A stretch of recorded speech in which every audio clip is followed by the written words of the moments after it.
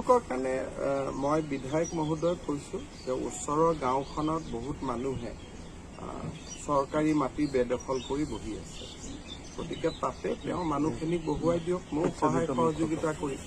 কিন্তু ওচৰৰ গাঁৱৰ মানুহখিনি আকৌ বহুত নিজেই চৰকাৰী মাটিত বহি আছে, গতিকে নিজৰে মানুহ তেওঁলোকে নিজে মাটি লৈ গলেই হয়, কিন্তু সেইখিনিও কৰা নাই।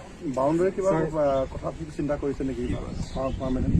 ইয়াতে ফৰেষ্টত আমি সেইটোকে প্লেন কৰিছো যে কেনেকে এটা সেউজীয়া আৱৰণ দিব পাৰি।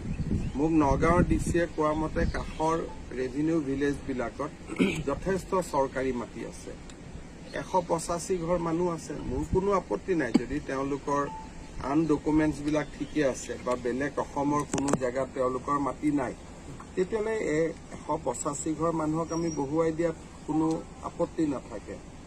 ৰূপহীৰ বিধায়কে ইনিচিয়েটিভ ললে আমি সহযোগিতা কৰি দিম।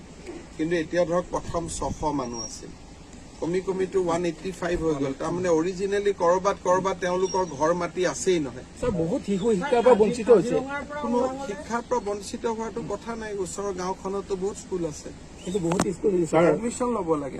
সংগীতা দত্তৰ কি মেছেজ দিব তেওঁলোকলৈ? মই এইটোৱে মেছেজ দিম যে চব ফৰেষ্টৰ মাটি বেদখল কৰিব নালাগে, এইটো উচিত কথা নহয়। আৰু ফৰেষ্টৰ মাটি কোনেও বেদখল কৰিব নালাগে, জাতি ধৰ্ম বৰ্ণ নিৰ্বিশেষে। আৰু চৰকাৰী মাটিও বেদখল কৰিব নালাগে। চৰকাৰক আবেদন কৰিলে হ'ল যে মই লেণ্ডলেছ মানুহ, চৰকাৰে আবেদনৰ নিষ্পত্তি কৰি দিব।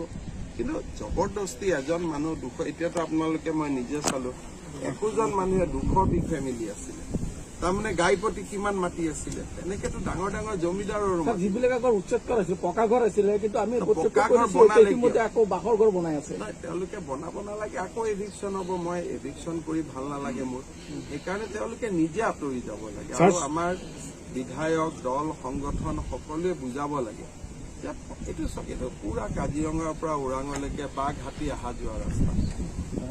যদি পুৰণা কথা মই নকওঁ, গড় মাৰি বাঘ মাৰি যদি মানুহ সোমাই যায়, সেইটো কেনেকুৱা ধৰণৰ কথা? গৰু এৰি দিয়া হৈছিল তেতিয়া। আগত 3টা গড়, তাৰ আগত 40টা গড়। ইয়াৰ ইতিহাসটোতো যথেষ্ট দুখ লগা ইতিহাস। প্ৰচাৰ হৈছিলে আপোনাৰ ফিচাৰী খান দিছে। নাই চাওক, মইতো এজন মানুহ, ডিচি এজন, SP এজন, গতিকে আমাৰ সাধ্য অনুসাৰী যিমান আমি কৰিব পাৰি কৰি গৈ আছো। গতিকে এতিয়ালৈকে আমি কিমান প্ৰায় 60,000 বিঘা মাটি অসমত বেদখল মুক্ত কৰিম। এখন ফটো শ্বেয়াৰ কৰিছিলে বুঢ়াজাপৰি উচ্ছেদ হোৱাৰ পিছত ইয়ালৈ বন্যপ্ৰাণী আহিছিলে।